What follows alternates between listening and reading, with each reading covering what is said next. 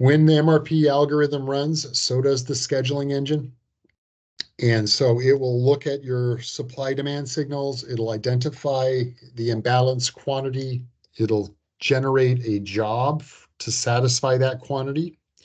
And then it'll create an MRP schedule.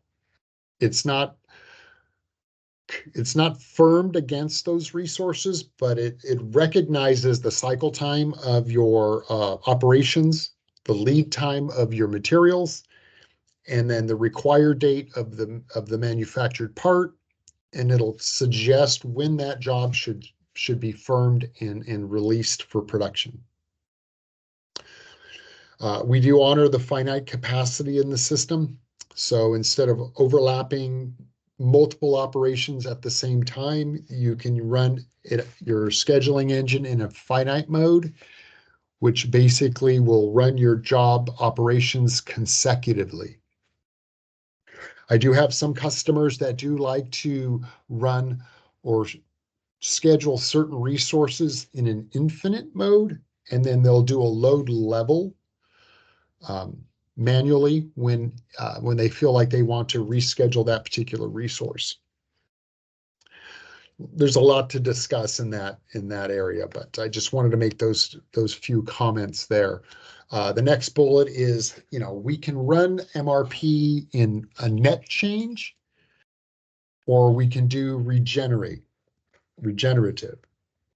Basically, net change is going to just look at any changes, any signal changes that have happened since the last time it ran, and it'll update with the new suggestions. And regenerate will start from the very beginning and recalculate everything.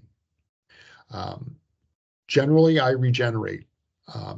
It takes about 5 minutes for my MRP engine to run. But again, I've only got a few thousand parts in my database, so it really depends on the user and the customer and how they want this to be executed. If you're running it overnight and it doesn't matter, I would recommend regenerate. I find it to be the most, in terms of suggestions, I find it to, I'm most comfortable knowing that it's looked at everything again and recalculated it all. You can also set what we call multi-threading, so you can change the number of processors that are used when you run MRP so that you can reduce the length of time that it takes to run.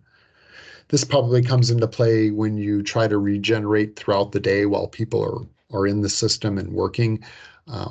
But it's just one way to add more resources to the system so that when it executes that schedule, that MRP instance, it's cycling through that data as quickly as it possibly can.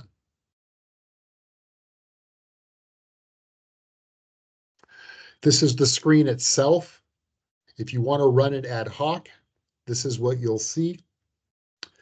You'll notice there towards the top, you see processing options. You have net change versus regenerate. You have different cutoff dates and schedule start dates. So you can control how far out it looks and when to reschedule the beginning, or if it's rescheduling jobs. Couple of other controls that I called out. If you notice there, let's see, it's on the left-hand column towards the bottom, sort zero level jobs by date. I mentioned that earlier in our webinar, the way that it cycles through from the top level down to lower level assemblies. And then you also have in the right-hand column at the top, you can recycle. So basically it'll remove whatever suggestions you don't agree with, recycle those MRP jobs, and then represent you the following day with whatever the new suggestion is. It may look exactly the same as the other suggestion if there were no changes in your supplier demand. But if there was, it would recalculate the quantity, or it would recalculate the schedule start dates. Here too, there's quite a bit to look at. Another tick box that I like to talk about a lot is on the left-hand side. Your second tick box is to ignore your constrained materials. Epicor's advanced scheduling module can recognize the lead time for your raw materials and factor that into the job schedule itself.